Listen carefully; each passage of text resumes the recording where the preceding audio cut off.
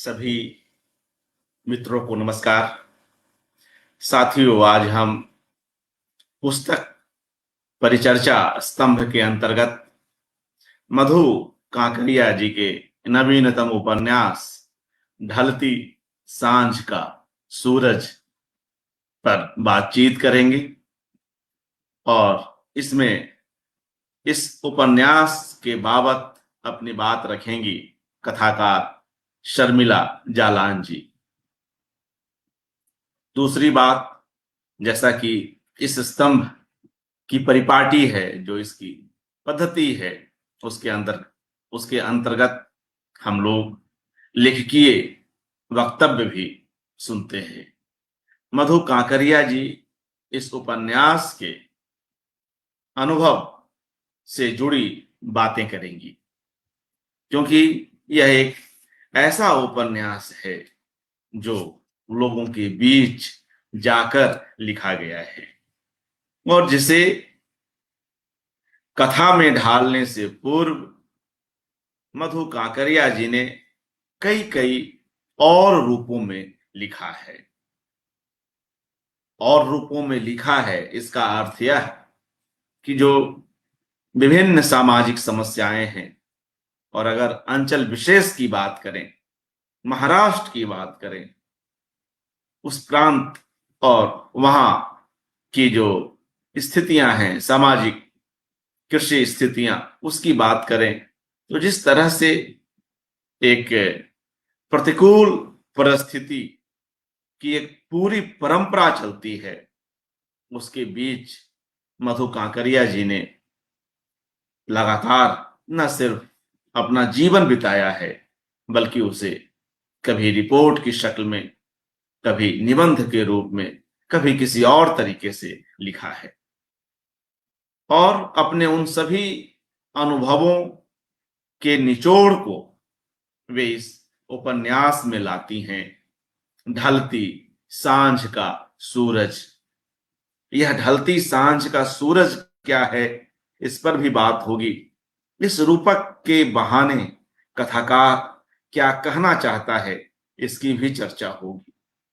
और जो यह एक बड़ी समस्या है, दशकों से चली आ रही समस्या, किसानों की आत्महत्या की, उसके मूल कारण क्या है, उसके निदान किस तरह के हो सकते हैं और किन परिस्थितियों में आत्महत्या की वह दर निरंतर बढ़ती गई और उसमें हर पीढ़ी के लोग, हर पीढ़ी के किसान उसकी शिकार, उसकी गिरफ्त में आते रहे।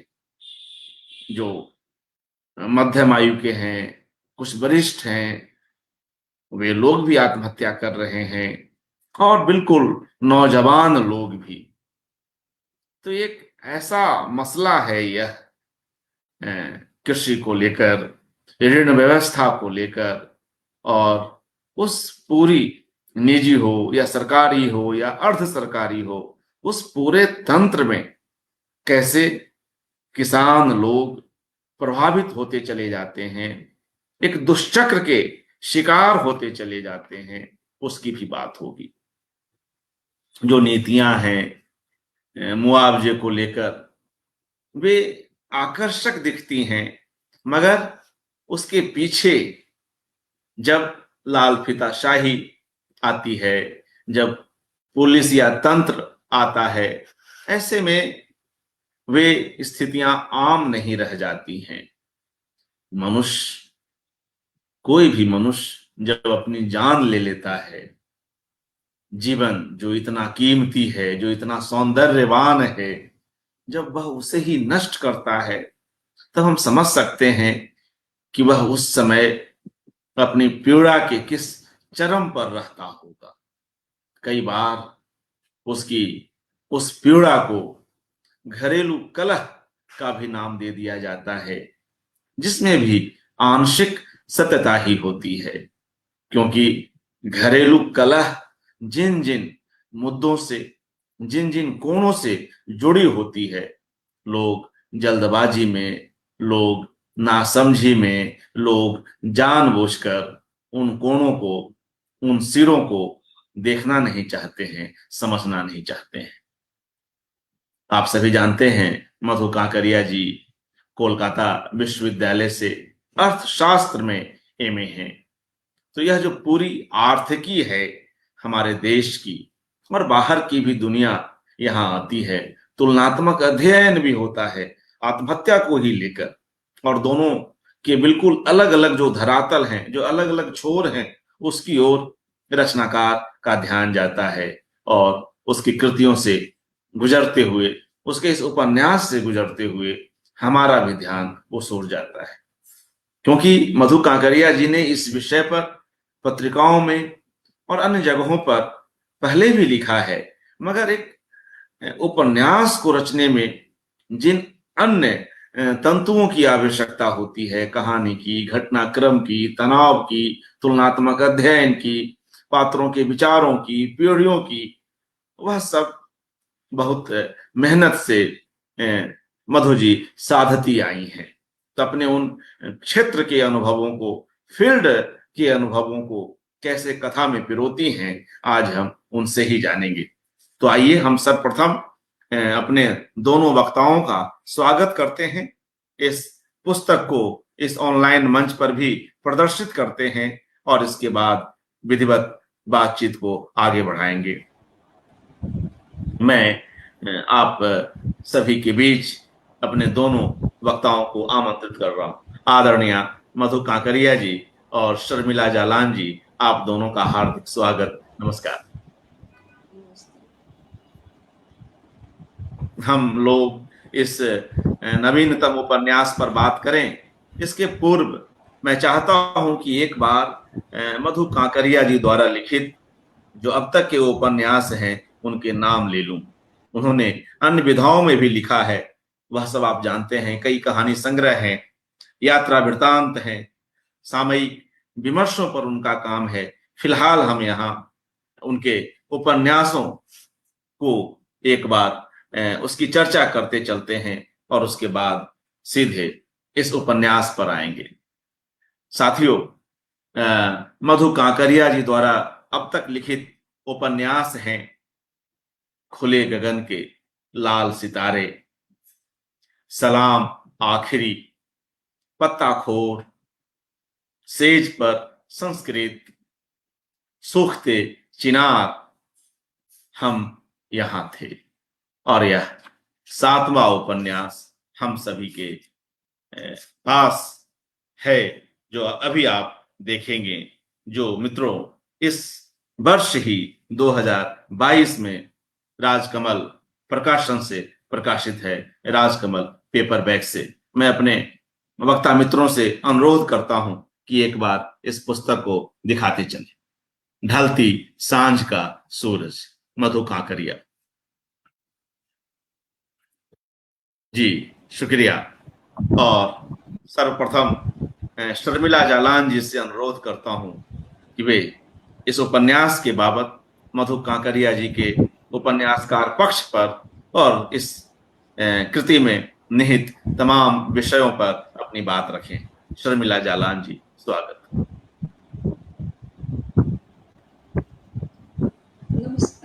नमस्कार अर्पण जी, मधु जी नमस्कार। सबसे पहले तो मैं अपने दर्शकों को बहुत बहुत प्रणाम और आभार कह रही हूँ जो इस कार्यक्रम से जुड़ रहे हैं। और यह मेरा सौभाग्य है कि वरिष्ठ लेखिका मधु काकरिया जी के उपन्यास पर आज मैं अपनी दो चार बातें यहाँ पर साझा करूँगी। मधु जी हमारे समय की महत्वपूर्ण रचनाकार है और उनके उपन्यास पर बात करने के लिए मुझे जैसी और जिस तरह की तैयारी करनी थी वह मैं उतना नहीं कर पाई और मैं अपनी तैयारी से संतुष्ट भी नहीं हूँ। लेकिन मैंने कुछ नोट्स लिए हैं, उसको भी मैं आप लोगों के सामने साझा करूँगी और ये मेरी सीमा है। अगर आप लोगों को उसमें कुछ बातें हासिल होती है तो मैं आप लोगों की आभारी हूँ। मधु जी का यह जो उपन्यास है इसको समझने के लिए मैंने कुछ लेखों को पढ़ा। मैंने संजय गौतम जी जो बनारस में रहते हैं उनसे कहा कि किशन पटनायक के या सच्चिदानंद सिन्हा जो कि समाजवादी विचारक रहे हैं, किशन जी जो प्रखर समाजवादी चिंतक और विचारक रहे हैं और उन्होंने भूमंडलीकरण के ऊपर सबसे पहले आवाज़ उठाई थी, आंदोलन किया था। तो मैंने उनसे कहा कि आप मुझे कुछ चीज़ें भेजिए, कुछ लेख आलेख भेजिए। उन्होंने मुझे कुछ व्हाट्सएप में कुछ लेख भेजे। मुजफ्फरपुर में नवीन जी हैं, उनसे मैंने निवेदन किया कि सचिदा जी के कुछ लेख भेजिए जो कि किसानों पर वे लगातार लिखते रहे हैं। मैंने उन 5-6 लेखों को पढ़ा और मैं बहुत आभारी हूँ संजय जी का, संजय गौतम जी की और नवीन जी की कि उन्होंने मुझे वो सामग्री उपलब्ध करवाई। क्योंकि मधु जी का जो उपन्यास है, जब मैंने उसे पढ़ा तो मुझे ये लगा कि यह उपन्यास, मैं अभी अपनी जो बात कह रही हूँ, मैं एक लेखक की तरह से मैंने इसको देखा है, एक एक्टिविस्ट की तरह से नहीं, हो कोई समस्या को खोजते हुए उस तरह से मैंने इसे नहीं देखा। तो जब सबसे पहले मैंने इस उपन्यास को पढ़ा तो मुझे लगा कि यह उपन्यास ढलती सांझ का सूरज जो है, इसकी विशेष बात यह है कि इसको विभिन्न पहलुओं से और विभिन्न कोणों से देखा जा सकता है, पढ़ा जा सकता है। जैसे कोई एक पेंटर कोई चित्र आंकता है तो वो जितने जगह पर खड़ा होता है उतनी जगह से अलग अलग चित्र उसे दिखाई देते हैं। मधु जी के उपन्यास में यह विशेष बात है। कभी यह माँ बेटे के संवाद के कारण यह माँ बेटे की कहानी लगता है। मुझे गोपची का उपन्यास माँ बहुत याद आया, बार बार याद आया। कभी यह नैन्सी के साथ जो संवाद है अविनाश का, तो नैन्सी और अविनाश के संवाद की कोई एक प्रेम कहानी जैसा भी लगता है। कभी यह स्विट्जरलैंड और भारत का तुलनात्मक अध्ययन लगता है।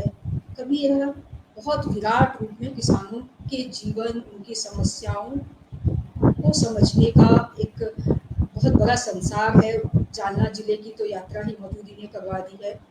कभी यह मुझे इसमें जो छोटी छोटी कहानियाँ आती हैं, अंदर कथाएँ आती हैं और मधु जी की भाषा इतनी प्रांजल है कि इतना सब कुछ वहाँ पर दिखाई देता है मुझे कि मुझे लगता है कि आखिर इस उपन्यास को मैं कहाँ से देखूँ। तो मैंने मदद के लिए मधु जी की ही उंगली पकड़ी। मैंने सबसे पहले मैंने उपन्यास के इसको देखा, ब्लॉग को देखा, आवरण को, और आवरण पे ऊपर जो एक लाइन लिखी थी उसमें लिखा हुआ था कि सफलता, सार्थकता और किसान जीवन की वास्तविकता का द्वंद्व।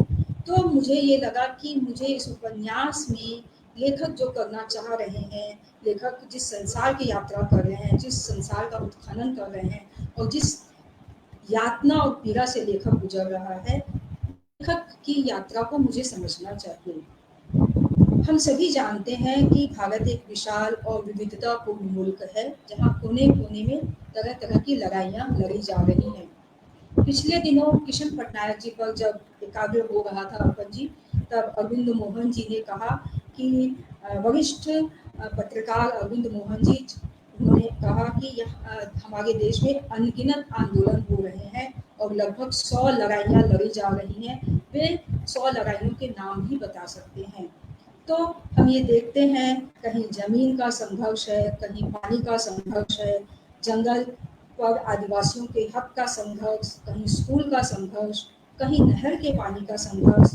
जब एनरॉन आया तो उसके विरोध का संघर्ष, ग्लोबलाइजेशन का संघर्ष और विरोध और लड़ाई, महिलाओं, दलितों, इन सब की लड़ाइयाँ, पर्यावरण, पिछड़ों का संघर्ष, यानी कई तरह के मुद्दे एक साथ हमारे इस विराट संसार में, हमारे भारत देश में चल रहे हैं।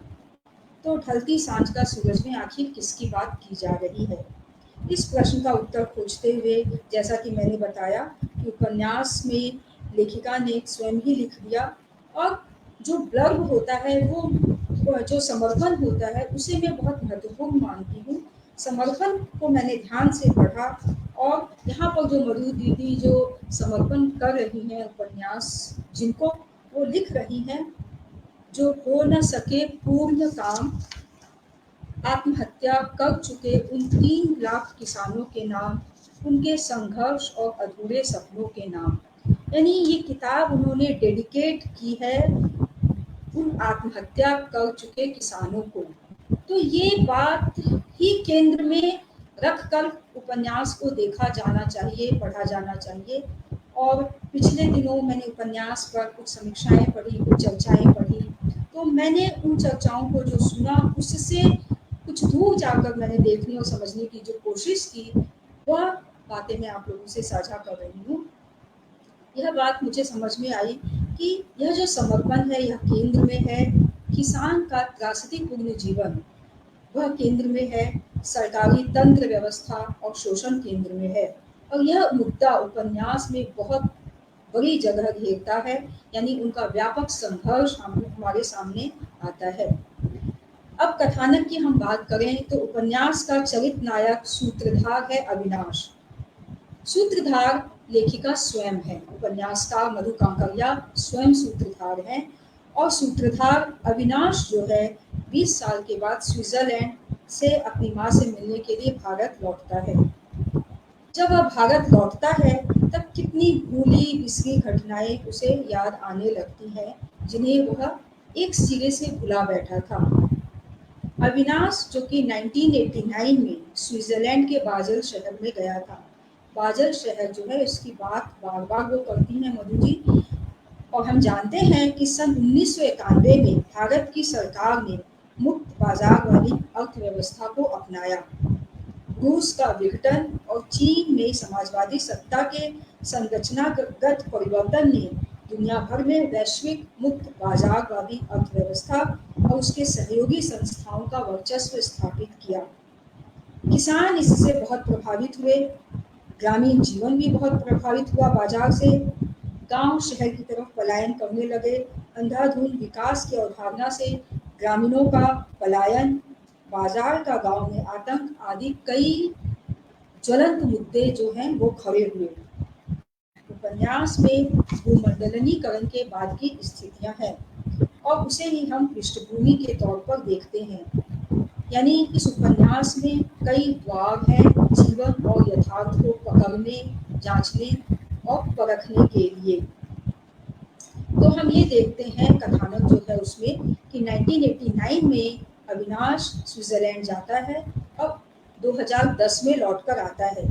जब वह आता है तब अपने युवा दिनों के अवसाद, युवा दिनों के आदर्श, उद्धृत भावनाओं से निकलकर और फिर से अपने उसी भावनाओं में, उचित ताप वाली भावनाओं में घर को याद करता है।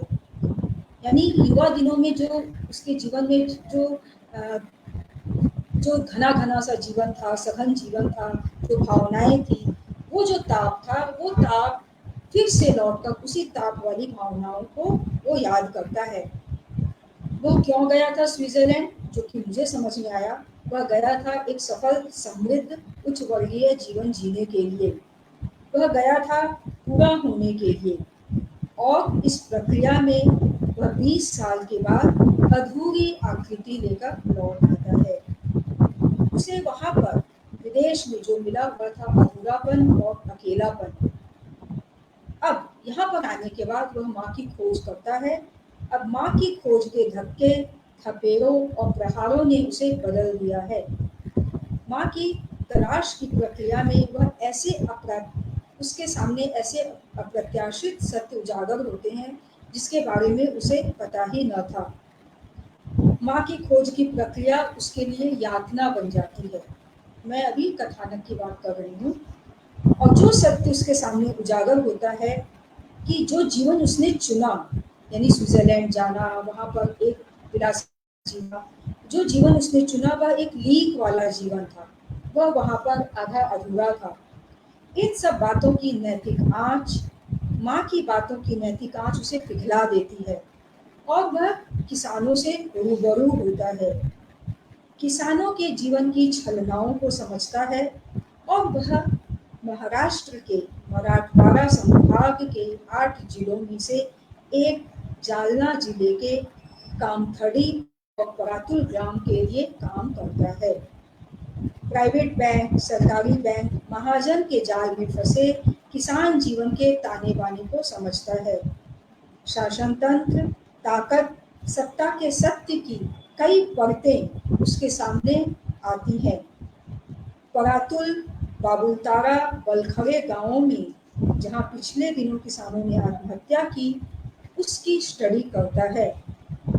मधु जी ने यहाँ पर माइक्रो स्टडी की है जालना जिले की, और वे हमारे सामने सूक्ष्म पर्यवेक्षण करके उस जीवन की सारी त्रासदी को हमारे सामने लाती है। अविनाश वहाँ पर आत्महत्या कर चुके किसानों के परिवार के लिए कुछ करना चाहता है। उसके मन में उसके लिए कुछ करने की आकांक्षा है। वह किसानों को सही दिशा देने की कोशिश करने की तरफ बढ़ना चाहता है। लेखिका मराठवाड़ के घरों में गई हैं जहाँ पर किसानों ने आत्महत्याएं की थी। इस तरह हम यह देखते हैं कि मधु जी सिर्फ उपन्यासकार या साहित्यकार नहीं है, बल्कि एक एक्टिविस्ट है, और वो एक्टिविस्ट की तरह उनका एक एक्टिविस्ट रूप हमारे सामने में आता है। उपन्यास के प्रसंग और उसमें दर्ज घटना, दुर्घटनाएं, उन सब की सूची बहुत लंबी है, और इस तरह से मधु कांकरिया वे सामाजिक, ऐतिहासिक, राजनीतिक घटनाएं, दुर्घटनाएं सब याद करती हुई चलती हैं, जिनके साथ और समानांतर अविनाश का जीवन व्यतीत हुआ था। लाल कृष्ण आडवाणी, राम रथ यात्रा, मंडल और कमंडल आदि ऐसी कई घटनाओं को मधु जी ने वहाँ पर कभी संकेत में, कभी खोल कर वहाँ पर लिखा है।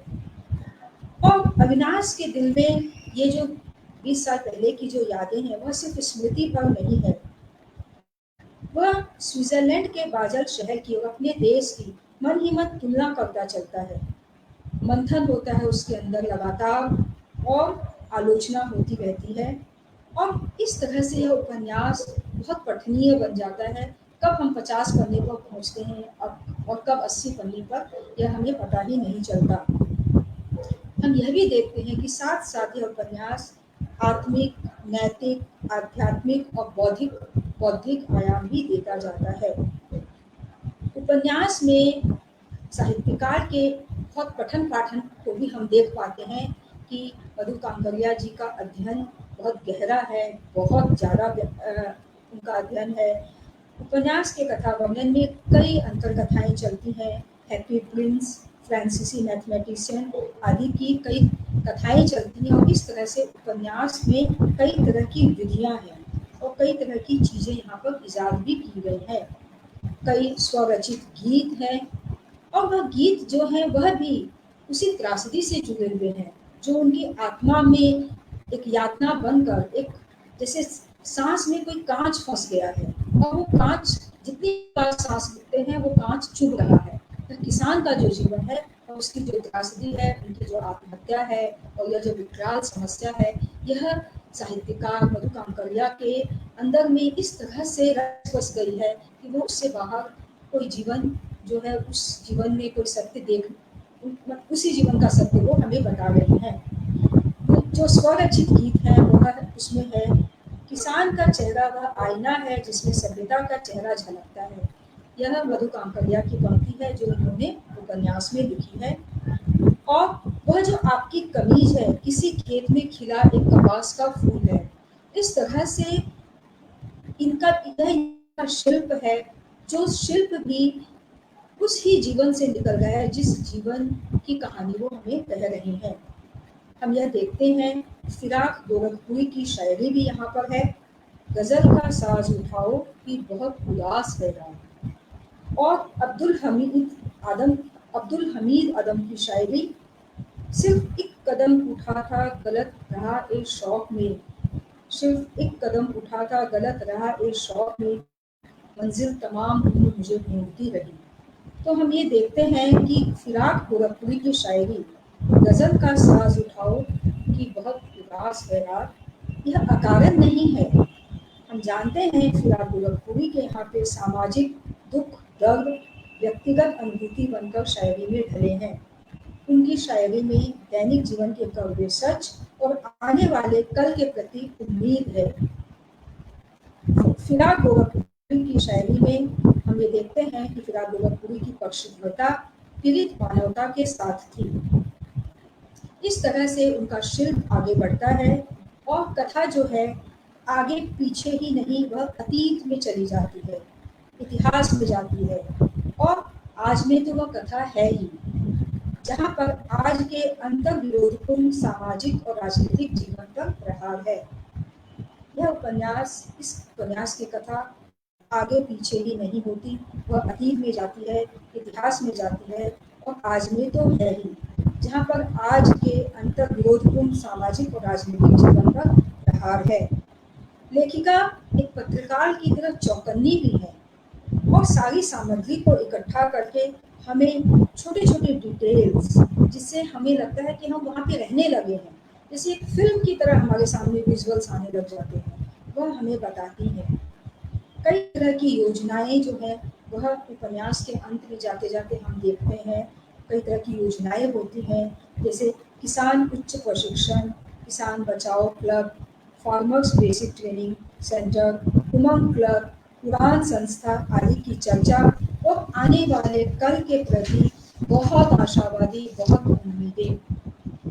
तो मधु जी विभिन्न प्रकार की शैलियों को एक साथ निभाते हुए गंभीर और अनेकानेक ढंग से लिखती जाती हैं कि किसान, वे ये बताना चाहती हैं मूल रूप से कि किसान जिन संकट से गुजर रहे हैं वह व्यवस्थाओं का नहीं, बल्कि पूरी सभ्यता और उसके नियामक मूल्यों का है। वह संकट पूरी सभ्यता और उसके नियामक मूल्यों का है। सत्ता और सच की टकराहट को वे दर्शाती है। यहाँ सत्ता समाज और सच का यहाँ सत्ता और समाज का सच एक साहित्यिक स्वप्न में बदलता है, ढलती सांझ का सूरज आकार लेता है। स्विट्जरलैंड का बाजल शहर का वर्णन, मुझे ऐसा लगता है जब मैंने पढ़ा तो मैंने थोड़ा सरलीकरण किया कि मधु जी ने यहाँ पर पूर्व पश्चिम की तुलना कर दी और भारत को अच्छा और पश्चिम को बुरा बुरा कहा। तो मुझे लगा कि ऐसा नहीं हो सकता। मधु जी ने बहुत सुचिंतित उपन्यास लिखा है, उनका गहन पठन पाठन है, वो कुछ करना चाह रही हैं उपन्यास में, और मुझे ऐसा लगा कि स्विट्जरलैंड के बाजल शहर का वर्णन लेखिका ने रूपक की तरह किया है। यानी पश्चिम पश्चिम का विकास चकाचौंध करता है। अविनाश का अपनी पत्नी नैन्सी से संवाद भी एक तरह से रूपक है। अविनाश का वह वैकल्पिक मन जिससे वह सब कुछ साझा कर सके, नैन्सी वह वैकल्पिक मन है जिससे वह सब कुछ साझा करती जाती है, साझा करता जाता है अविनाश उपन्यास में। स्विट्जरलैंड के माध्यम से मुझे ऐसा लगा, मैं कहाँ तक मैं समझ पाई हूँ मुझे नहीं पता, कि लेखिका इस माध्यम से यह कहना चाहती हैं कि भूमंडलीकरण के वर्तमान दौर में पश्चिमी सभ्यता ने लगभग समूची मानवीय चेतना को सुविधाभोगी बना दिया है।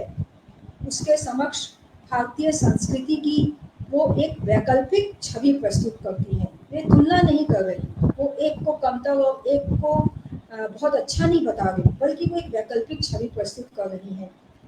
अविनाश जब स्विट्जरलैंड से लौटता है, उसके अंदर स्विट्जरलैंड और भारत का जो तुलनात्मक अध्ययन चलता रहता है, वह एक तरह से यह बताना है कि किस तरह से पश्चिम के देश सुविधा संपन्न हुए हैं और किस तरह से मानवीय चेतना जो है वह अमानवीय संवेदना से अमानवीय संवेदनाएं उनके अंदर आती जा रही है। स्विट्जरलैंड के बाजल शहर का वर्णन करने के माध्यम से लेखिका शायद यह कहना चाहती है कि मनुष्य अकेला द्वीप नहीं है।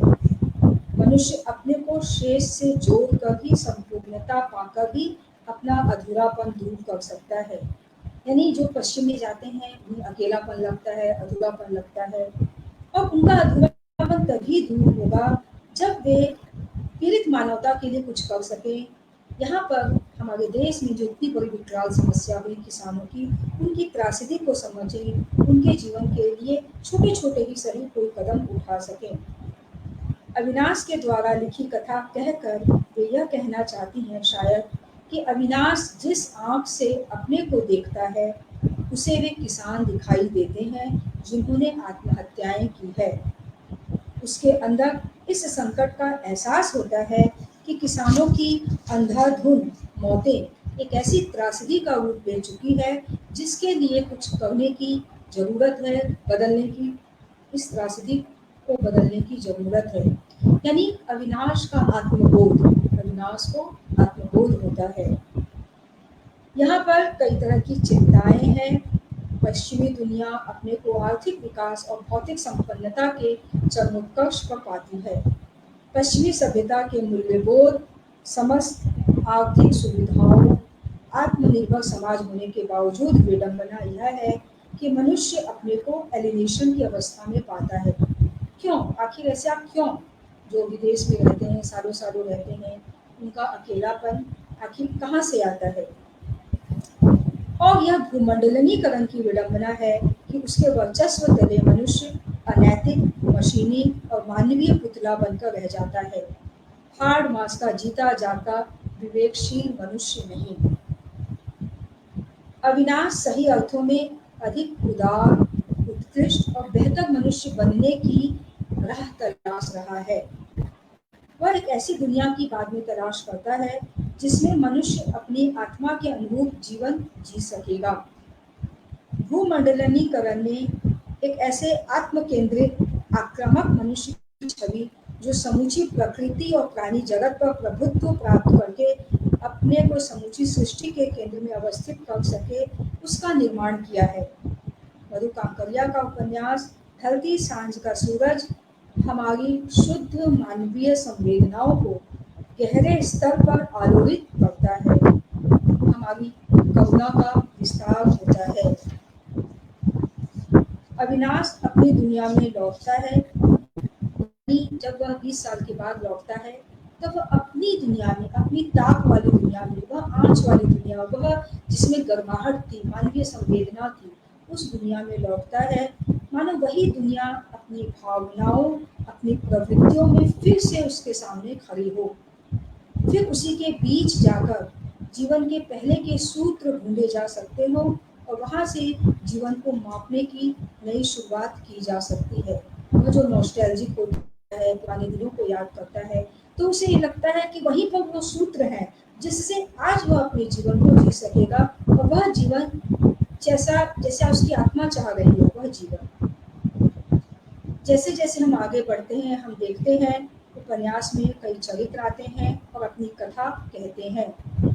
सभी चरित्र, सभी प्रश्न एक और जहां अपनी कथा कहते हैं, वही वे क्रूर सामाजिक और मानवीय सच के प्रतिनिधि भी बन जाते हैं। दिलीप उदराव, अरुण जी कदम, सावंत, आनंद कामडे, महिला किसान सुधामणि, अरुण गिरी, काशी विश्वेश्वर राव, गोविंद जी, फुलवा ताई, गब्बन गिरी, बाला साहब, नारायण वाडेकर, चीकू, रेशम, रवि, बद्री, भीमा, तरुण, रामेश्वर, राम निरंजन आदि कितने कितने सीधे सरल मन वाले चरित्र यहाँ पर आते हैं, जिनकी बातों से, जिनकी भावनाओं से, जिनके जीवन से हम भी जुड़ते जाते हैं। और ये चरित्र, हर चरित्र अपनी तरह से अपनी एक कथा कहता है, जो कि अलग से ही जिस पर एक लेख लिखा जा सकता है। अविनाश जैसे जैसे इस जीवन से जुड़ता जाता है, वह एक जगह कहता है, कोट कर रही हूँ मैं उपन्यास से, भरोसा टूट गया मेरा जीवन से, श्रम से, संघर्ष से, देश के लोकतंत्र से। कोई इतना ताकतवर कैसे हो सकता है कि दूसरे से जीने के सारे अधिकार ही छीन ले, उसे इंसान ही न रहने दे। आज सचमुच इंसान बनकर रहना मुश्किल होता जा रहा है। यानी किसान के जीवन में, किसानी जीवन में जो तरह तरह के संघर्ष है, जो उतार चढ़ाव है, जो उनके मकान के सामने नोटिस लगा दिया जाता है और फिर वह उनके लिए एक मान प्रतिष्ठा की बात हो जाती है, वे आत्महत्या करते हैं। और जो छोटी छोटी रोजमर्रा के जो संघर्ष है, उन सब से जब गुजरता है तो अविनाश कहता है कि मेरा भरोसा टूट गया है। जिंदगी के ताने बाने, यानी किसानी जीवन के खास करके यहाँ पर जो है वो अत्यधिक मर्मस्पर्शी है, झकझोरने वाले।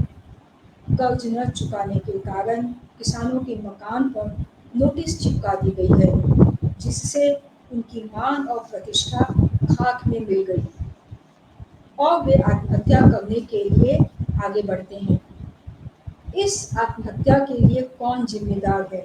बाजार की व्यवस्था, तंत्र, सरकारी नीतियां। इस उपन्यास में कई सवाल हैं, प्रश्नापूर्ता है और सवाल ही सवाल है। यह उपन्यास हमें कई तरह के सवाल हमारे सामने खड़े करता है। उपन्यास कई स्तरों पर, कई रूपों पर घटित होता है। परिवार की कथा आती है और कभी मुझे ऐसा भी लगा हिंदी कवि रघुवीर सहाय की कविता की ध्वनि भी मुझे यहाँ पर सुनाई दी। और वो लाइन जब मैं पढ़ के आगे बढ़ गई, फिर मैं खोजने लगी तो मुझे मिली नहीं, लेकिन मुझे ऐसा लगा मैंने कोई ऐसी पंक्ति पढ़ी थी जिसमें रघुवीर सहाय की वो कविता मुझे याद आई कि वह क्या है जो इस जूते में गलता है, इस दुख को क्यों रोज समझना पड़ता है। तो हम उन कवियों के पास भी जाते हैं जिन्होंने पीड़ित मानवता के प्रति अपने साहित्य के द्वारा हमारे तक बातें पहुंचाई, संदेश पहुंचाया। मधु कांकरिया यहाँ जिन समस्या को उठाती हैं उस पर समय समय पर बहस हुई है। यह जो समस्या है यह नई नहीं है। आत्महत्याएं एक साथ जो हुई उससे हमारा दिल दहल गया। हाँ, लेकिन ये समस्याएं नई नहीं है, इस पर समय समय पर विचार हुआ है, चिंतन हुआ है। समाजवादी चिंतक और लेखक सच्चिदानंद सिन्हा ने इस समस्या पर कई लेख वैश्विक परिदृश्य में लिखे हैं। भूमंडलीकरण की चुनौतियां पुस्तक में उनका चर्चित लेख दो पाटन के बीच किसान प्रकाशित हुआ था, जिसमें वे विस्तार से किसान के जीवन की सारी समस्याओं को और उनके जीवन में किस तरह से बाजार आ गया है और विश्व के स्तर पर वो सारी समस्याओं को, उस मुद्दे को हमें समझाते हैं। सक्रिय राजनीतिक कार्यकर्ता और प्रखर विचारक किशन पटनायक 1962 में संबलपुर से लोकसभा के सदस्य निर्वाचित हुए। 1962 से 1967, 1962 से 1967 तक वे लोकसभा के सदस्य रहे। आज़ादी के 20 साल के बाद भी किसानों की स्थिति में कोई बदलाव नहीं आया। उस समय भी उन्होंने ये कहा कि काला हांडी के संदर्भ में किशन जी ने लोकसभा में बहुत जोर से आज से 50 साल पहले सवाल उठाए और बहस की थी। किशन पटनायक आत्म और तथ्य पुस्तक में खाद्य की स्थिति और सूखा शीर्षक के अंतर्गत लिखा हुआ है, मैं वहाँ से कोट कर रही हूँ। 26 करोड़ एकड़ जमीन को पानी और 3.5 करोड़ किसान परिवारों के लिए पूंजीकरण की सुविधाएं, जब तक इन दोनों के प्रति कृषि मंत्रालय का और सरकार का ध्यान नहीं जाएगा, हिंदुस्तान में कृषि की पैदावार बढ़ नहीं सकती। किशन पटनायक आगे कहते हैं, मैंने प्रधानमंत्री से पूछा कि छोटे किसान को और पिछड़े इलाके के किसान को लगान से, नहरी लगान से कब भाव से मुक्त किया जाएगा या नहीं। तो प्रधानमंत्री ने इसके जवाब में यह कहा कि यह विषय तो राज्य सरकारों के अधीन आता है, यह तो उनके करने का विषय है। यानी मधु कांकरिया भी इस प्रश्न से व्याकुल हैं और जो समाजवादी चिंतक हैं, जो एक्टिविस्ट लोग हैं, जो जिन्होंने तरह तरह से अपनी तरह से विचार और चिंतन किया है, वे भी इस समस्या पर कई सालों पहले इस समस्या को हमारे सामने कई तरह से रख चुके हैं। इस तरह ऊपर लिखे ये संदर्भ और प्रसंग जो कि अभी मैंने सुनाए, वो उपन्यास पढ़ने से फिर से हमारे सामने खुल जाते हैं। मैं फिर से ये कहूँगी, मैंने शुरू में भी कहा शायद या भूल गई मैं, कि यह उपन्यास ढलती सांझ का सूरज एक महत्वपूर्ण उपन्यास है जिसके कई संदर्भ बनते हैं। यह उपन्यास अविनाश के माध्यम से मनुष्य में अप्रत्याशित संभावनाओं का कौन सा रूप उद्घाटित होगा जो मनुष्य के विकास के लिए आगे बढ़ेगा, उसको भी प्रकट करता है। किसानों के जीवन से गुजर कर ही अविनाश का जीवन आलोकित होगा, यह भी वह समझता है। किसानों की आत्महत्या को देखकर हम जैसे जैसे उपन्यास पढ़ते हैं, इस बात को बहुत गहराई से महसूस करते हैं कि अविनाश के मन में किसानों के जीवन को देखकर आंधी, झंझावात और भूकंप उठते रहते हैं। उपन्यास में जीव जंतुओं, देवी देवताओं, प्रकृति के साथ भी गहरा जो संबंध है वह भी व्यक्त किया गया है। मनुष्य का संबंध मनुष्यता के साथ इतना सघन और सजीव है, उसको भी हम उपन्यास पढ़ने की यात्रा में महसूस कर सकते हैं।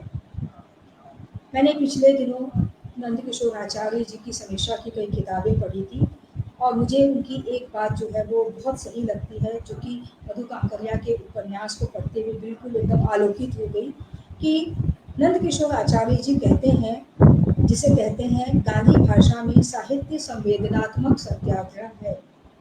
इस तरह से मधु कांकरिया की बेचैनी, ईमानदारी और प्रखर प्रतिरोध की चेतना हमारे अंदर जो भावना पैदा करती है, वह हमें यह बताता है कि साहित्य मात्र की साहित्य मात्र की यात्रा सत्याग्रह की यात्रा है, सत्याग्रह की प्रक्रिया है, अन्याय के प्रतिरोध की चेतना है इस उपन्यास में।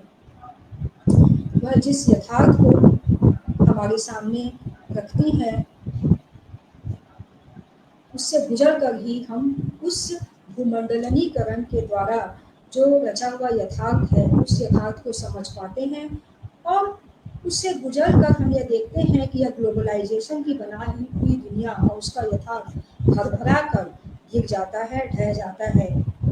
ढलती सांझ का सूरज का यथार्थ किसानों के जीवन के सत्य को दिखाकर उस कलई को खोलना है, ग्लोबलाइजेशन की कलई को। यह उपन्यास भाषा के कारण भी याद रहेगा।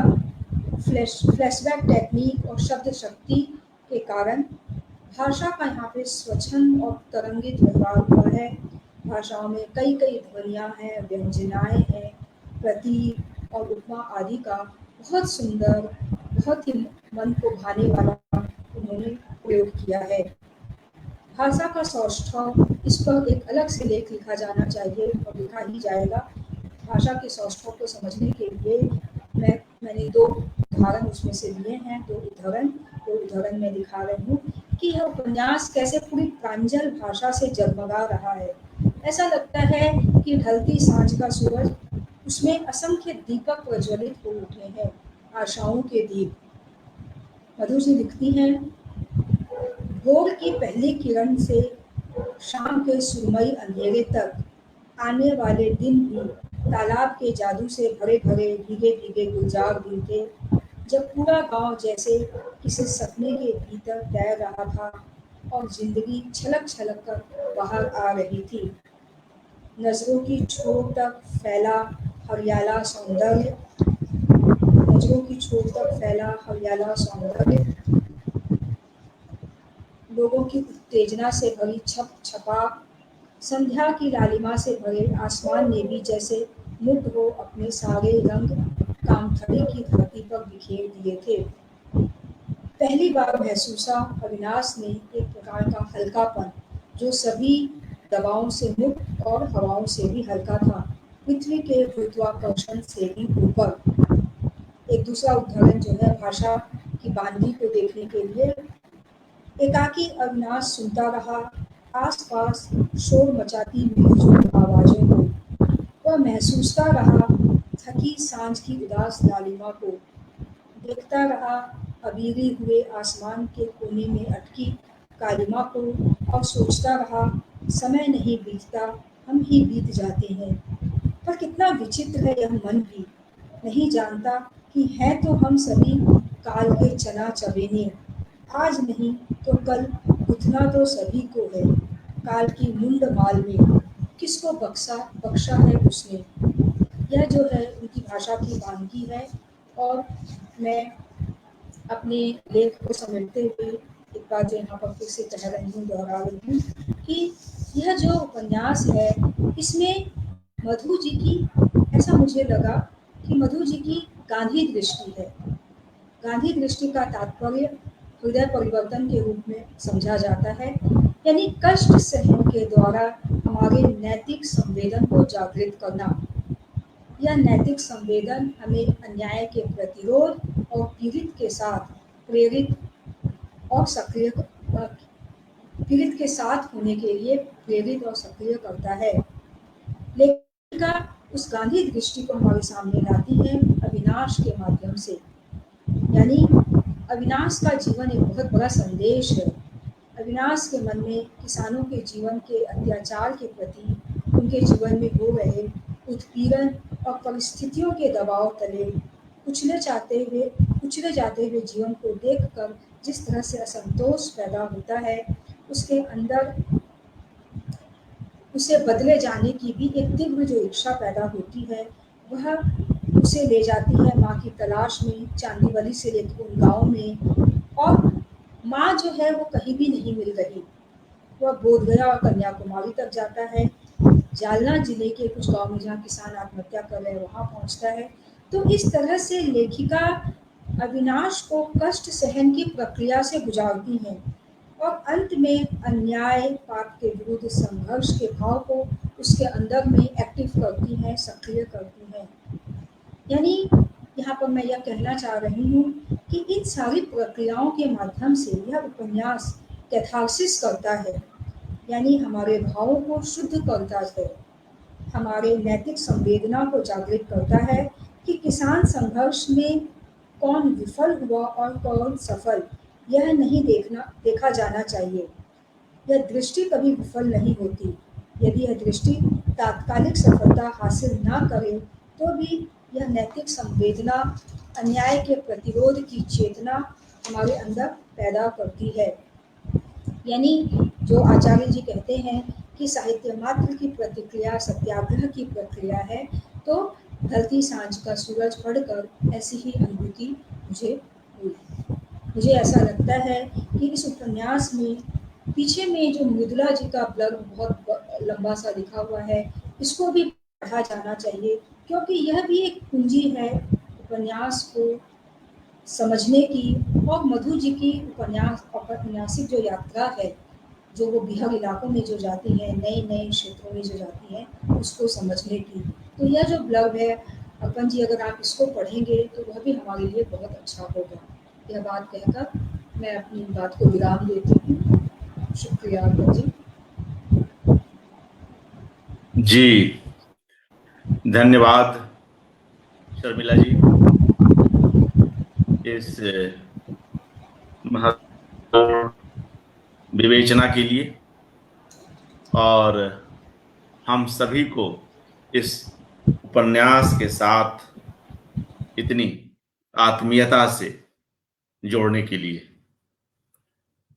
साथियों, अभी कुछ देर पहले शर्मिला जी गांधी दृष्टि की बात कह रही थी, और जब हम इस उपन्यास के नायक अविनाश के बारे में सोचते हैं तो यहां भी हमें कुछ ऐसे साम्य मिलते हैं जो मुझे लगता है कि उसकी कुछ चर्चा होनी चाहिए।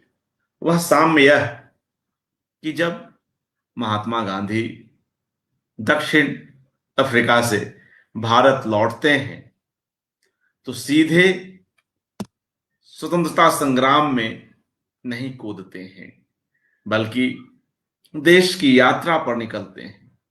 क्योंकि जब वे देश को छोड़े थे वकालत के लिए, और हालांकि वे कुछ समय के लिए वहां गए थे, और हम जानते हैं कि वह कुछ समय कई सालों में बदल गया था, और जब वे भारत लौटते हैं तो भारत भी काफी बदला हुआ था। गुलामी की जकड़न में तो खैर था ही। तो उन्हें यह लगा कि पहले हम इस देश की मिट्टी को, यहाँ की असलियत को, यहाँ के खुरदुरे यथार्थ को समझ सके, और वे देश यात्रा पर निकलते हैं। तदुपरांत किस किस तरह से उनकी यात्रा चलती है और क्रमशः वे इस महासंग्राम में, इस महाअभियान में, आजादी के इस महाअभियान में वे जुड़ जाते हैं, हम सभी जानते हैं। तो यह जो अपनी मां को ढूंढने का जो उपक्रम कर रहा है अविनाश, या उससे करवाया जा रहा है, उसके पीछे भी कहीं ना कहीं उपन्यासकार की यही गांधी दृष्टि है।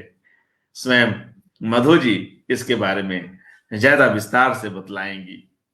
तो यह बात मुझे सोचती रही, क्योंकि मां तो उसकी कब की मर चुकी है, मगर जानबूझकर यह भेद उससे छुपाया जाता है ताकि वह देश को समझ सके, वह देश जिसे वह छोड़ चुका है दशकों पहले और स्विट्जरलैंड में एक सफल जीवन जी रहा है। सफल जीवन जिसे हम आम फहम भाषा में कहते हैं, समझते हैं। हर तरह की जो आर्थिक स्वतंत्रता है, सुविधाएं हैं, कुछ हद तक विलासिता भी, निर्णय लेने की क्षमता भी, ये जो सफल जीवन के अपने जो उसकी जो अपनी कसौटियां हैं।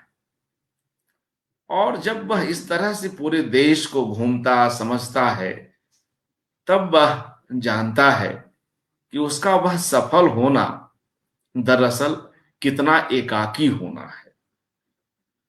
और स्विट्जरलैंड में जहां हमारे देश जैसी स्थिति नहीं है, गरीबी के चिन्ह नहीं है, सभ्यता और भौतिकवाद काफी आगे बढ़ा हुआ है, वहां भी जीवन को समाप्त करने की जो सहसा कोशिश की जाती है कई लोगों द्वारा, तो वहां की आत्महत्या और भारत की आत्महत्या, इन दोनों की पृष्ठभूमि को भी मधु कांकरिया का कथाकार भली भांति समझता है। क्योंकि इन सभी जगहों पर, स्विट्जरलैंड में और यूरोप के कई अन्य देशों में और भारत में भी रहते हुए कई बाहर के लोगों से, विदेशी लोगों से संपर्क में रहती आई हैं मधु, और संवाद प्रियता इनकी एक बड़ी ताकत है। उस संवाद प्रियता से ये कई बार उलझ भी जाती हैं, कई बार फंस भी जाती हैं, लेकिन लेखक का वह स्वभाव है, उसे उसको छोड़ना नहीं चाहिए। मधु जी इसको छोड़ती नहीं है। तो उससे जो एक सहज किरदार, कई बिल्कुल वास्तविक किरदार मिलते हैं। जाहिर है कि उसमें कल्पना के तो जो रंग हैं और कल्पना की जो ब्रशेज हैं वो तो चलेंगे ही, उसके बावजूद वो जिस तरह से उन सबको उभार पाती हैं वह खास है। और जिस आर्थिक उदारीकरण की बात शर्मिला जी भी अपने वक्तव्य में कर रही थी, वह भी यहां पर गहराई से उस पर तंज कसा गया है।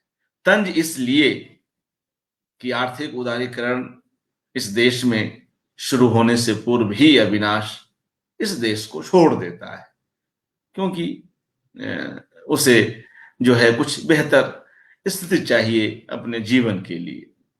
और जब वह आता है, ऐसे में आर्थिक उदारीकरण के कई दौर निकल जाते हैं, कई उसके चमकते उदाहरण भी हैं महानगरों में। कई ऐसी जो इंफ्रास्ट्रक्चर्स हैं या दुकानें हैं, मॉल हैं, पूरा देश उसको बदला हुआ तो लगता है, मगर वह बदलाव हर जगह उसी अनुपात में पहुंचे, उसे यह नहीं दिखता है। ऐसे कई प्रसंग यहां आते हैं, क्योंकि जो आर्थिक उदारीकरण से निश्चय ही कुछ लोगों को लाभ हुआ, बाजार चमके, मगर ओवरऑल जो किसान हैं, जो मजदूर हैं, जो गांव में रह रहे लोग हैं, उनकी अपनी समस्याएं हैं, उनकी जो अपनी अधोसंरचनाएं हैं, वो उस तरह से नहीं बदल रही हैं। उल्टे कई जो दूसरे सभ्यता के साथ या आधुनिकता के साथ या ज्यादा फसल उगाने की कोशिश में जो दूसरे सरल उपाय किए जाते हैं, शॉर्टकट्स अपनाए जाते हैं उर्वरक को लेकर, कृत्रिम उर्वरक और तमाम चीजें, या पानी का दोहन या तालाब का सूख जाना, ये सब समस्याएं भी यहाँ आई हैं। तो पूरा जो पारिस्थितिकी है पूरी, और जो पर्यावरण है, वह किस तरह से बदला। एक कि प्रकृति को हम पूरा बदल चुके, हमारी खेती पारंपरिक नहीं रही। दूसरी तरफ जो आधुनिकता के झुनझुने हमें पकड़ाए गए, दरअसल वे पोले थे, वे बज नहीं रहे थे, वे हमारे काम नहीं आ रहे थे। अविनाश इन सब स्थितियों को समझ रहा है। तो एक तरफ अपनी मां को ढूंढने की गरज से वह पूरा देश घूम लेता है। और इस उपन्यास की यह एक बेहतर और सफल कला पक्ष है कि मां के लिए कुछ न कर पाने का जो अंतर्द्वंद है अविनाश के भीतर, या अविनाश की पूरी पीढ़ी के भीतर, उसकी बाद की पीढ़ियों में भी वह भी यहाँ पर उजागर होता है। उस अंतर्द्वंद का भी बड़ा रचनात्मक इस्तेमाल मधु कांकरिया जी ने किया है। ये कुछ एक बातें हैं, समय भी हो रहा है, हमें मधु जी को भी सुनना है, लेकिन जब किसानों की बात हो रही है और किसानों की जो स्थिति पहले थी कुछ बदले हुए रूप में, कुछ और अधिक कारुणिक ढंग से इस उपन्यास में आई है, और हम देख ही रहे हैं कि लगातार किस तरह से उनकी जो आत्महत्या की जो दरें हैं वो बढ़ती गई हैं। ऐसे में मुझे इस अवसर पर एक बेहद महत्वपूर्ण नज्म मैंने अभी कहीं रखी थी, अगर मुझे मिल जाए तो वह मैं यहाँ पर रखना चाहता हूँ। कैफी आजमी की एक बेहद मशहूर नज्म है किसान को लेकर। तो सोचिए कि कैफी आजमी जिस समय इस नज्म को लिख रहे थे, जिस पीड़ा से गुजर रहे थे, कमोबेश इस उपन्यास को लिखते हुए मधु कांकरिया भी उस पीड़ा से गुजरी होंगी, हम समझ सकते हैं। और इसके बारे में वे स्वयं ज्यादा बतलाएंगी। मैं बस कैफी आजमी जी का की जो यह नज्म है, जिसका उन्वान ही किसान है, उसकी कुछ एक पंक्तियों को पढ़ता हूं और फिर हम सीधे मधु कांकरिया जी के पास चलेंगे। सुनिएगा। कैफी आजमी लिखते हैं, चीर के चीर के साल में 2 बार जमी का सीना, चीर के साल में 2 बार जमी का सीना, दफन हो जाता हूं। गुदगुदाते हैं जो सूरज के सुनहरे नाखून, गुदगुदाते हैं जो सूरज के सुनहरे नाखून, फिर निकल आता हूं। अब निकलता हूं तो इतना कि बटोरे जो कोई दामन में, दामन फट जाए। अब निकलता हूं तो इतना कि बटोरे जो कोई दामन में, दामन फट जाए। घर के जिस कोने में ले जाके कोई रख दे मुझे, भूख वहां से हट जाए। घर के जिस कोने में ले जाके कोई रख दे मुझे, भूख वहां से माफ कीजिएगा, भूख वहां से हट जाए। फिर मुझे पीसते हैं, फिर मुझे पीसते हैं, गूंथते हैं, सेंकते हैं। गूंथने सेंकने में शक्ल बदल जाती है, गूंथने सेंकने में शक्ल बदल जाती है, और हो जाती है मुश्किल पहचान। फिर भी रहता हूं किसान, और हो जाती है मुश्किल पहचान। फिर भी रहता हूं किसान, वही खस्ता बदहाल, वही खस्ता बदहाल। कर्ज के पंजाए खूनी में निढाल, कर्ज के पंजाए खूनी में निढाल। यहाँ इस उपन्यास में किसानों की जो स्थिति है, कर्ज के दुष्चक्र में फंसने की स्थिति, जो हम प्रेमचंद के गोदान उपन्यास में भी पाते हैं, और कुछ दूसरे रूप में बदलते वक्त के साथ जिस तरह की ऋण व्यवस्थाएं आई, जिस तरह की उसमें चतुराई आई, जिस तरह की नई स्कीमें आई, उसके अंतर्गत आज की जो स्थितियां हैं किसानों की, कर्ज लेने को लेकर भी, और कई बार कर्ज को लेने का जो आकर्षण है, उस आकर्षण पाश में हमारा मध्य वर्ग भी फंसता है। किसान तो खैर फंसेगा ही, क्योंकि उसके पास तो वास्तविकता में ही धन की कमी है, राशि की कमी है। तो इन सब परिस्थितियों पर मधु कांकरिया जी लगातार सोचती रही हैं, और उसी का पूरा एक निचोड़ जो जिस रूप में हमारे सामने आया है, उस रूप का नाम है ढलती सांझ का सूरज, और वह विधा है उपन्यास। वही विधा जिसमें मधु कांकरिया अपने आप को लगातार निखारती आई हैं, लगातार उसमें स्वयं को सक्रिय रखी हैं। तो सीधे हम मधु जी के पास चलते हैं और उनसे अनुरोध करते हैं कि वे अपना लेखकीय वक्तव्य दें और तदुपरांत कुछ अंशों का इस उपन्यास से पाठ भी करें। मधु जी, स्वागत। धन्यवाद अर्पण जी। मैं सीधा ही मुद्दे पर आती हूँ। जब मैं जालना के गांव में किसानों के परिवारों से मिली और जब मैंने उनसे बात की, तो पहली समझ मेरी ये बनी कि महानगर में रह के हम किसानों की समस्याओं को समझ ही नहीं सकते। मैं समझती थी कि किसानों की समस्या ये है, अतिवृष्टि, अनावृष्टि, ये समस्या है, लेकिन ये सिर्फ 20% समस्या है। वहां जाके मैंने समझा कि आज किसानों पे जो संकट आया हुआ है, वो हमारा अपना पैदा किया हुआ है। वो सरकार की जन विरोधी नीतियों के कारण है, वो नव उदारवादी व्यवस्था के कारण है, और वो बाजार के कारण है। ये समझ मेरी वहां बनी। क्योंकि मैं एक ग्रुप के संग गई थी और गांव के लोगों को बहुत उम्मीद थी इस ग्रुप से, इसलिए वहां पे जब हम किसानों के परिवार से मिले, तो पंच, सरपंच और गांव के काफी प्रभावशाली व्यक्ति वहां मौजूद थे। तो जिस पहले परिवार में मैं गई, वहां 6 महीना पहले आत्महत्या हुई थी और 3 लाख रुपए की।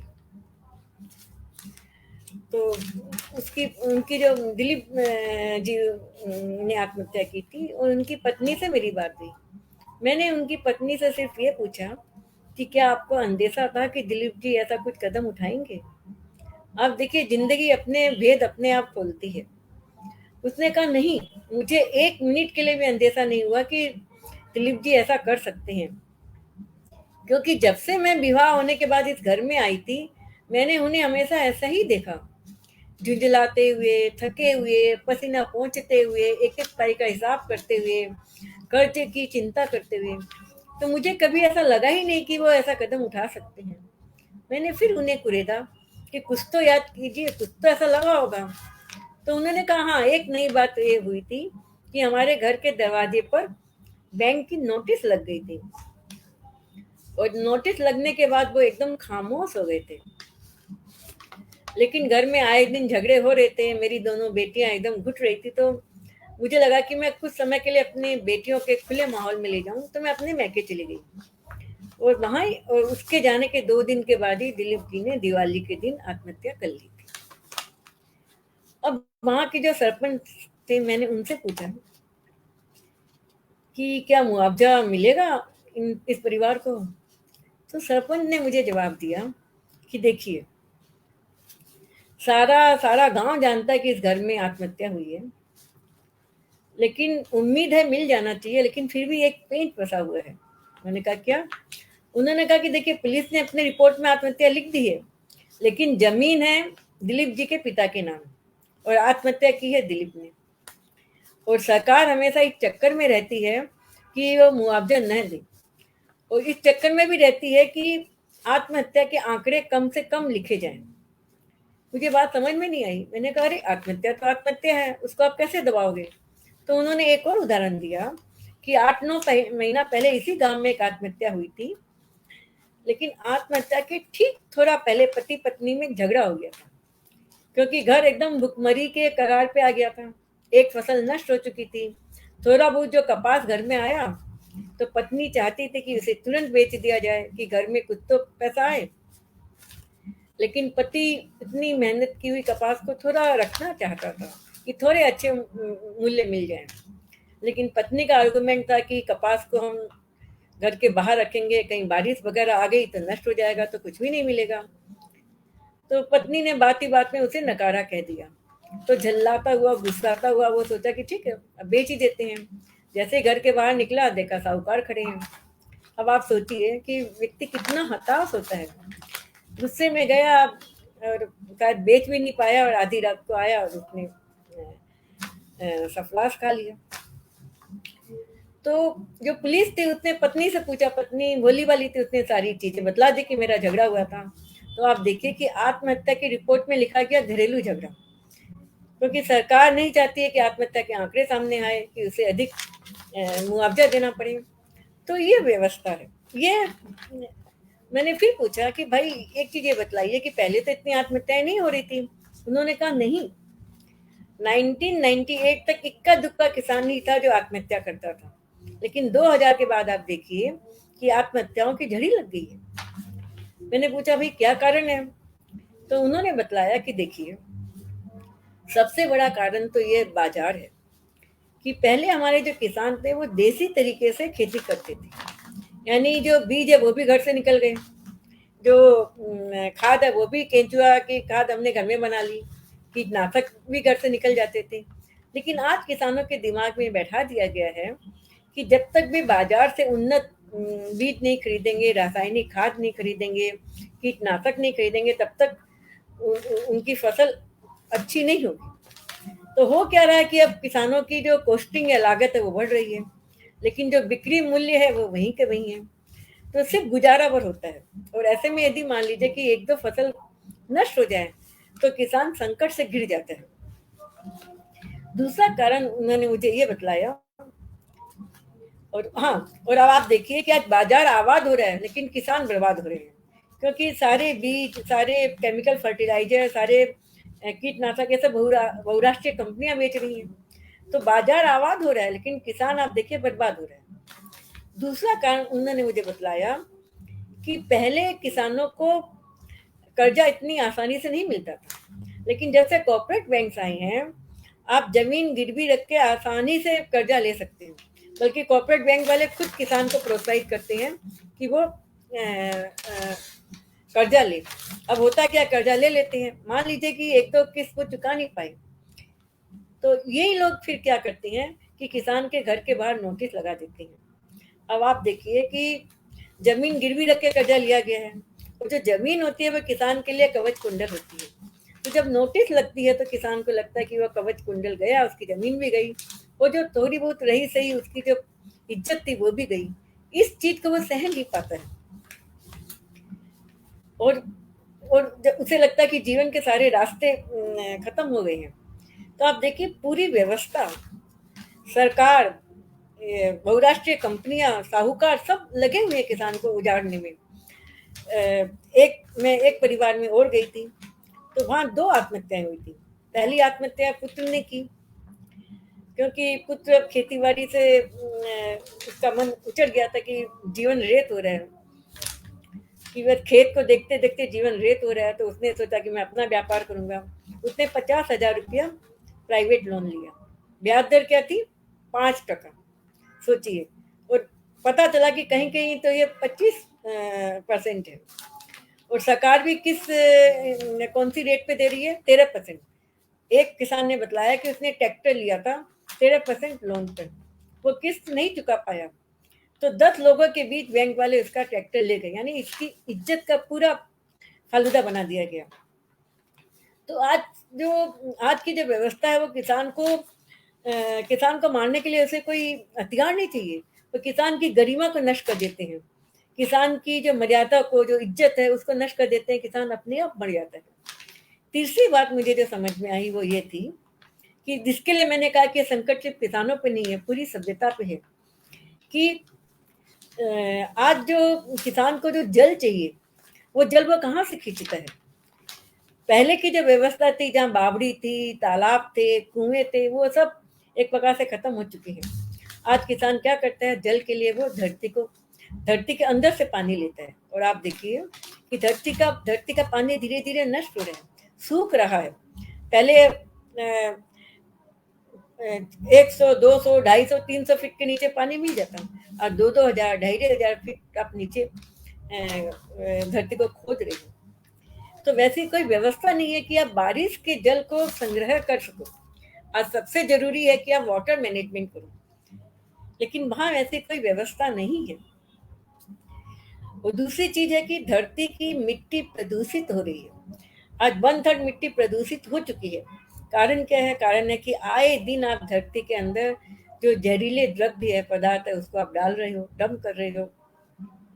और जो कीटनाशक होते हैं वो क्या होते हैं? वो धरती के जो कीड़े होते हैं उनको नष्ट कर देता है। कीड़े बहुत जरूरी होते हैं। धरती की उत्पादकता को, गुणवत्ता को बढ़ाने के लिए। तो धरती की जो ऊपरी लेयर है वो एक प्रकार से पूरी तरह से निर्जीव हो चुकी है। ये सारी बातें उन्होंने मुझे बतलाई। और आप देखिए कि मैंने कहा ना कि जिंदगी अपने भेद खुद खोलती है।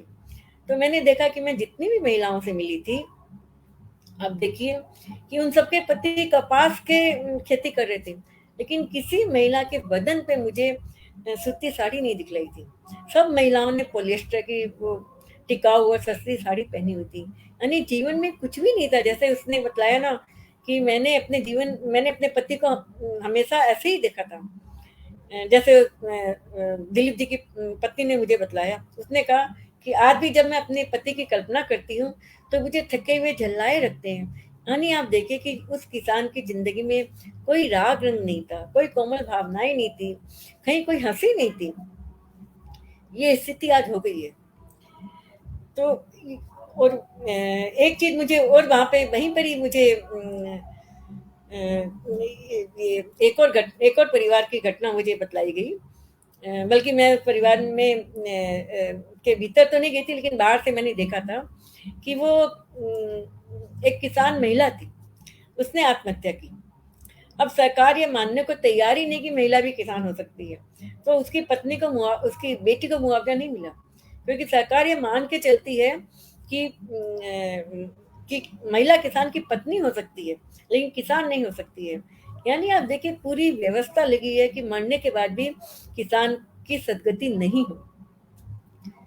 तो बहरहाल ये सारे चित्र थे मेरे सामने कि आज किस प्रकार बाजार आबाद है, किसान बर्बाद है, कि ये संकट पूरी सभ्यता पर है। तो वक्त ने ये कुछ चित्र मुझे वहां पे दिए थे। अब मेरे सामने चुनौती ये थी कि इस कच्चा माल को मैं उपन्यास में कैसे ढालूं। और उसी दौरान ये अखिलेश जी के आग्रह पे मैंने एक रिपोर्ट लिखी थी जो तद्भव में निकली थी। और उस रिपोर्ट को नवनीत वालों ने रिप्रिंट किया था और उसके कुछ हिस्से बागट में भी छपे थे। तो मुझे लगा कि शायद ये जरूरी है, मुझे इस चीज को और आगे बढ़ाना चाहिए। और संयोग से उसी समय मैं यूरोप के कुछ देशों की यात्रा से भारत आई थी और मैंने देखा था स्विट्जरलैंड को, मैंने काफी करीब से देखा। और वहां मैंने देखा कि बहुत उन्नत देश है। 800 सालों में वहां कोई युद्ध नहीं हुआ। वहां के लोग नहीं जानते हैं कि बेरोजगारी क्या होती है, महंगाई क्या होती है, लोड शेडिंग क्या होती है, बच्चों की एजुकेशन क्या होती है। मतलब काफी समृद्ध उन्नत देश। लेकिन मुझे ताज्जुब हुआ ये जानकर कि वहां पे आत्महत्याएं सबसे अधिक होती है। स्विट्जरलैंड इकलौता ऐसा देश था कि जहाँ यूथेनेसिया लीगली अलाउड था। तो मैं समझ नहीं पाई कि इतना सुख, इतनी सुविधा, इतनी आजादी, फिर भी इतनी अधिक आत्महत्याएं। तो ये चीज मेरे अंदर में उथल पुथल मचा रही थी बहुत। जब कई लोगों से मैंने बात करी और वहां पे, तो मुझे एक चीज समझ में आई कि वहां जीवन की जड़ें गहरी नहीं है। भारत में जो किसानों की आत्महत्या हो रही है वो व्यवस्था की देन है, लेकिन वहां जो आत्महत्या हो रही थी वो व्यक्ति का अपना चुनाव था। वो इसलिए था कि एक पूरी तरह से वो भोगवादी संस्कृति थी। आप देखिए वहां सब कुछ अधिक। मुझे उस समय बुद्ध की एक बात याद आई। बुद्ध कहते हैं ना कि कि everything in excess is poison, यानी जरूरत से ज्यादा जो चीज आपको मिलती है वो जहर है। तो मुझे लगा कि वहां जरूरत से ज्यादा सुख है, समृद्धि है, आजादी है, यौवन है। तो इस कारण उनकी जीवन की जड़ें गहरी नहीं है और उनके पास कोई बुद्ध और विवेकानंद भी नहीं है जो उन्हें ये समझा सके कि जब तक आप जीवन का आनंद सिर्फ देह के द्वारा लेते हो उस हद तक आप जानवर हो। यानी जीवन स्थूल से सूक्ष्मता की ओर बढ़ती एक यात्रा है कि एक समय के बाद आपके जो आनंद का स्रोत होना चाहिए, आत्मा, संगीत, कला।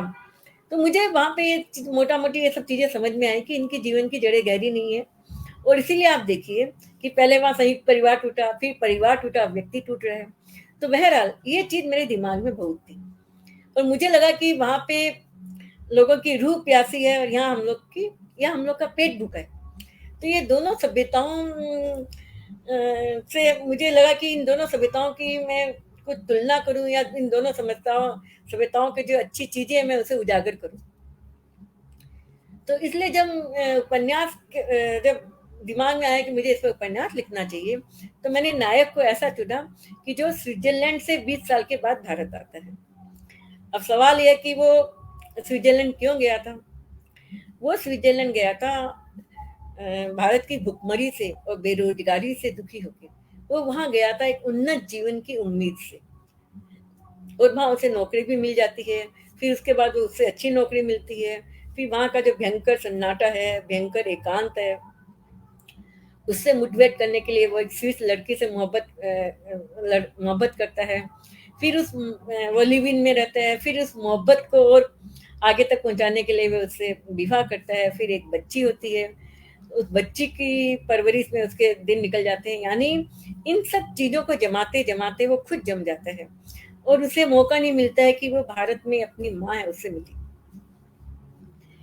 लेकिन फिर संयोग से कुछ ऐसा होता है कि उसके दोस्त की माँ के संग कुछ दुर्घटना घटती है कि उसे शिद्दत से अपनी माँ याद आती है, और वो भारत आता है। 20 वर्षों के बाद वो भारत लौटता है। और जब वो लौटता है तो वो देखता है कि उसकी माँ उसके अपने घर में ताला लगा हुआ है। तो रोशन उसे कुछ एड्रेस देती है कि तुम्हारी माँ वहां गई हुई है। तो फिर एक एड्रेस से दूसरे एड्रेस वो माँ को खोजता रहता है, और माँ को खोजने के क्रम में वो बोध गया जाता है, कन्याकुमारी जाता है, वो जालना के कुछ गांवों में जाता है, वो किसानों को देखता है। उसे ताज्जुब होता है कि जब वो माँ को खोजते खोजते पहली बार जब वो अपने मामा के घर जाता है, वो कामथड़ी गांव में, तो वो दृश्य उसे विचलित करता है। और किसान के यथार्थ से वो उसी समय पहला परिचय उसे होता है कि वो देखता है कि उसके जो मामा हैं वो 30-40 किलो का जो गट्ठर है, बोरा है, वो सर पे लादे हुए डगमग डगमग करते हुए आ रहे हैं।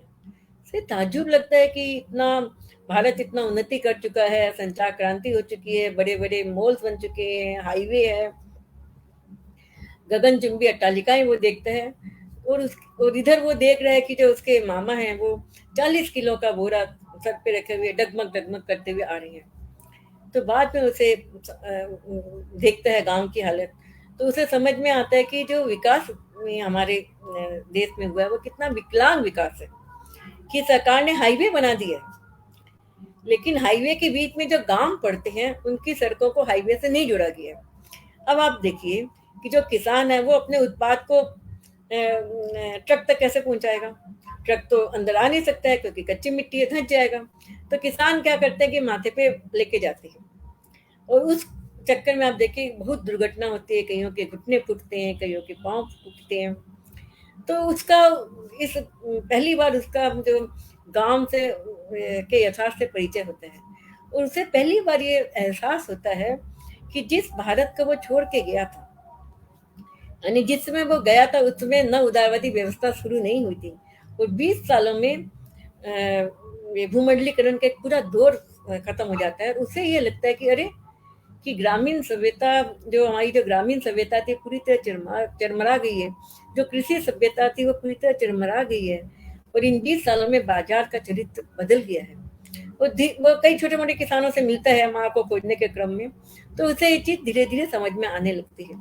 फिर भी वह माँ को खोजते हुए एक प्रकार से भारत को खोजता है। वो अपने को भी खोज, अपना भी उसका आत्म अन्वेषण होता है, और बोध गया से कन्याकुमारी से होते हुए वो वापस बम्बई पहुंचता है।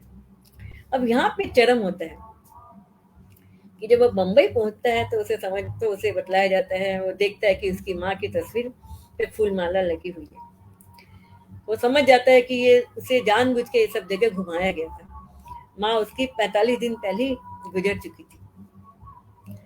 अब जो माँ उसे नहीं मिल पाती है, तब वो माँ के लिए कुछ नहीं कर पाता है, तो ये जो गहन अपराध बोध है या जो आत्मग्लानि है वो उसकी आंतरिक सत्ता को हिला देती है। वो पहली बार उसकी सोच की दृष्टि बदलती है। वो ये सोचने को बाध्य होता है और इस कि उसकी जिंदगी में क्या है, सिर्फ एक सफलता है। तो पहली बार उसे एहसास होता है कि जिंदगी में सफलता सब कुछ नहीं है। यदि सफलता सब कुछ होती तो आज वो सबसे अधिक खुशनसीब होता, क्योंकि उसके पास सब कुछ है एक सफल जीवन का। लेकिन आज वो अपने को सबसे अधिक बदनसीब पाता है। उसे लगता है, वो अपनी माँ की ज़िंदगी से अपनी ज़िंदगी को जब तुलना करता है, तो उसे लगता है कि एक उसकी माँ की ज़िंदगी थी, जो हमेशा दूसरों के लिए सोचती थी, दूसरों के लिए कुछ कर रही थी, जिसके जीवन का ताप छोटे-छोटे किसानों के ऊपर या बस्तियों में जो गरीब बच्चे उन पर उनके जीवन का ताप उन तक जा रहा था। क्योंकि जब-जब उसने अपनी माँ को बुलाया, उसकी माँ ने एक ही जवाब दिया कि देखो यहाँ ज़िंदगी को मेरी ज़रूरत है। वो माँ की डायरी पढ़ता है, माँ की डायरी में एक जगह लिखा हुआ है कि दुनिया में मेरा घर है, लेकिन मेरा घर ही दुनिया नहीं है। अब धीरे-धीरे उसे समझ में आता है कि जीवन सार्थक होना चाहिए, यानी आपके जीवन का ताप अधिकतम लोगों तक पहुँचे। उसे लगता है कि एक उसका जीवन है, कि उसके जीवन का ताप उसकी माँ तक भी नहीं पहुँच पाया, कि वो अपनी माँ तक को नहीं बचा पाया। तो ये गहन अपराध बोध उसे पूरी तरह से बदल देता है। और पहली बार उसे समझ में आता है कि वो अर्थ में जीवन तलाशता रहा, जबकि उसकी माँ जीवन में अर्थ तलाशती रही। और अब जब उसके मामू उसे कहते हैं कि भाई तुम्हारा घर बार स्विट्जरलैंड है, तुम वापस चले जाओ, तो वो कहता है कि मामा, जब जीवन ही नहीं रहेगा तो मैं जीविका लेकर क्या करूंगा, मैं इस अपराध बोध के साथ जी नहीं सकूंगा। और वो इनकार कर देता कि मैं वापस उस माहौल में नहीं जाऊंगा, क्योंकि पहली बार उसे समझ में आता है कि उसे थोड़ी सी समृद्धि जरूर मिली, लेकिन किस कीमत में मिली। माँ बिछुड़ी, वतन बिछुड़ा, भाषा बिछुड़ी, बचपन की मोहब्बत बिछुड़ गई, सारा परिवेश बिछुड़ गया, तो वो नहीं लौटता है। अब वो उसे लगता है कि उसकी माँ का यह अनकहा संकेत था कि वो किसानों के लिए कुछ करे, इसीलिए शायद उसकी माँ ने उसे पूरा भारत घुमाया, कि वो खुद अपनी आंखों से किसानों की अवस्था देखे, कुछ करे उनके लिए। तो अब जब माँ मर गई तो ये उपन्यास में इसका एक अर्थ ये भी है कि वो भारत माता मर गई, वो भारत मर गया जिसे वो छोड़ के गया था, वो भारत मर गया जो नव उदारवादी व्यवस्था के पहले का भारत था। आज वो भारत कहाँ खोजे, कन्याकुमारी में खोजे, बोध गया में खोजे, कहाँ खोजे। तो उसे लगता है कि वो भारत उसे मिल सकता है किसानों में, गाँवों में। और उसे ये भी लगता है कि यदि हम भारत को पुनर्जीवित करना चाहते हैं तो हमें वापस गाँवों की ओर लौटना होगा, वापस हमें किसानों की ओर लौटना होगा। और उसे लगता है कि शायद यही उसकी माँ का संदेश था, और इसीलिए उसकी माँ ने उसे घुमाया। तो फिर वो वापस मामा के संग गाँव चला जाता है। पहला काम वो ये करता है कि सड़क बनवाता है, क्योंकि उसने देखा था कि उसके मामा को कितनी तकलीफ हो रही है, किसानों को कितनी तकलीफ हो रही है।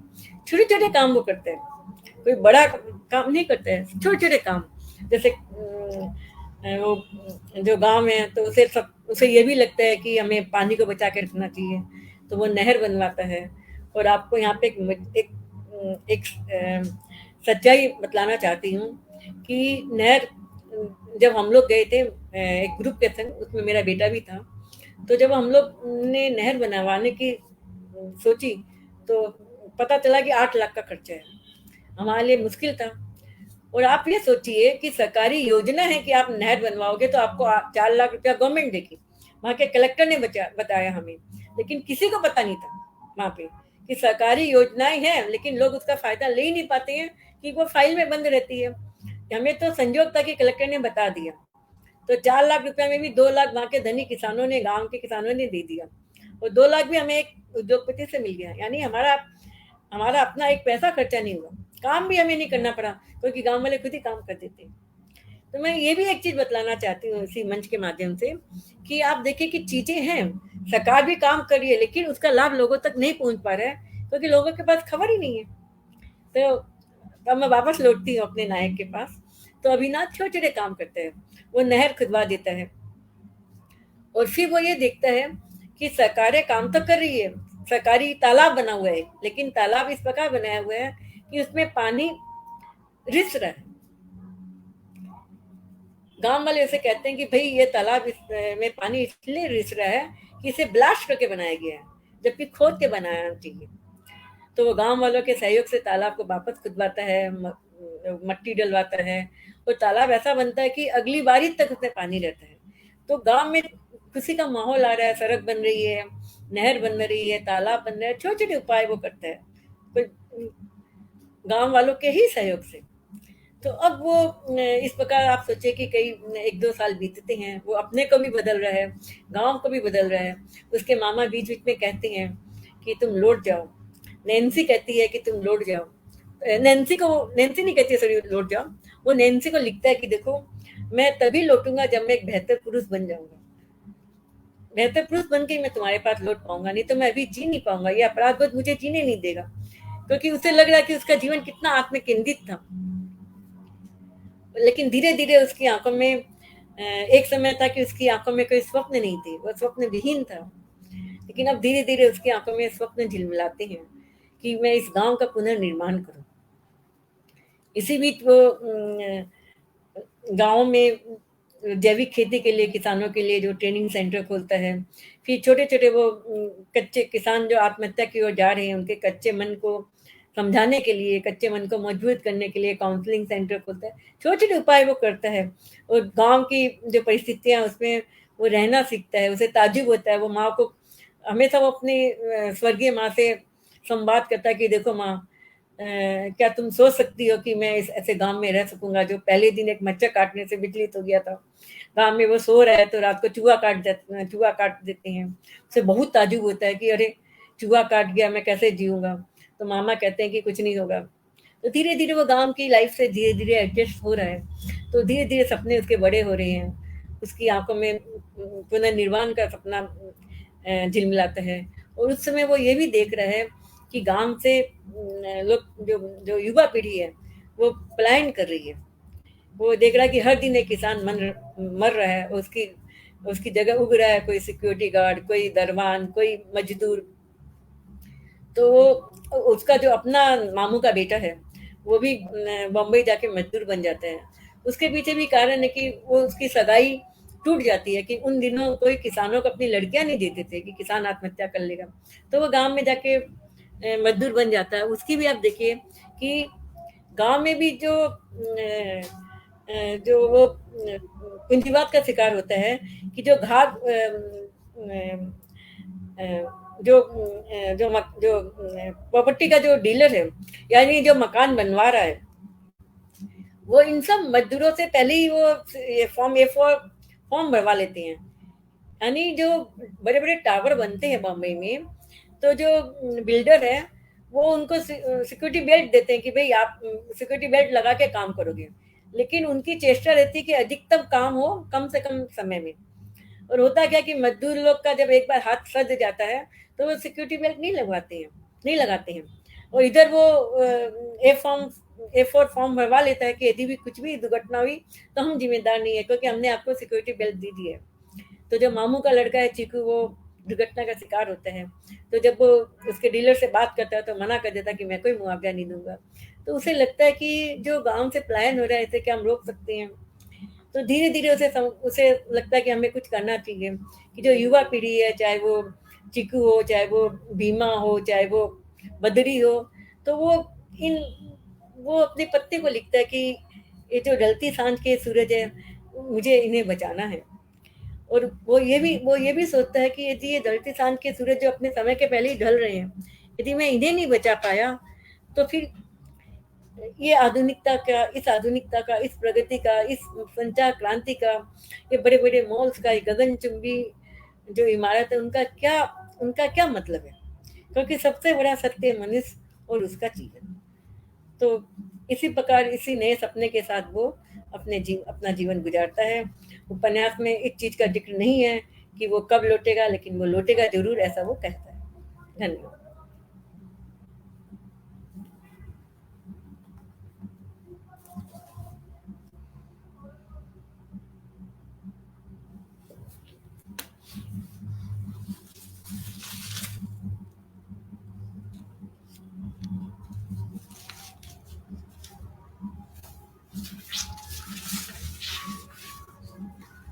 अर्पण जी जी जी जुड़ा हुआ हो गया।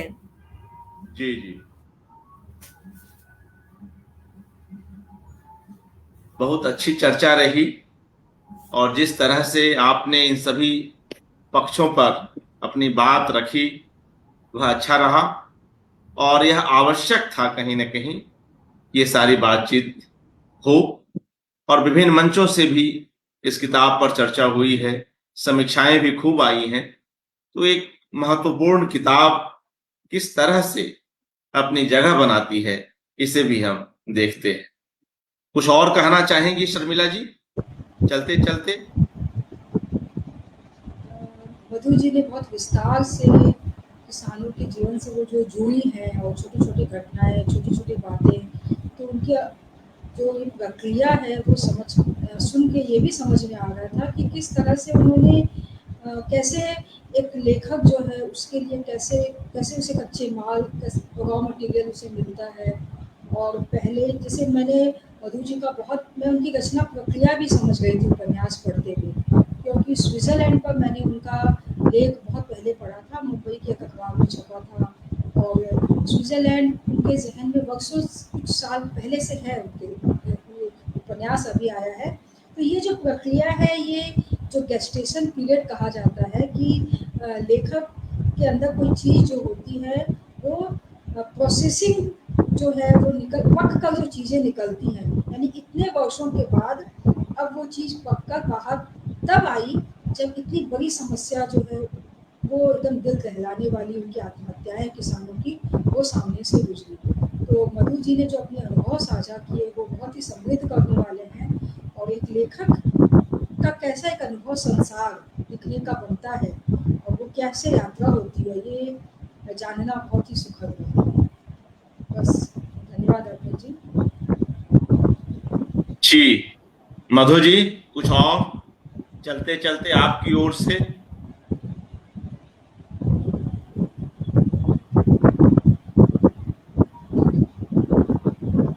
समझी नहीं?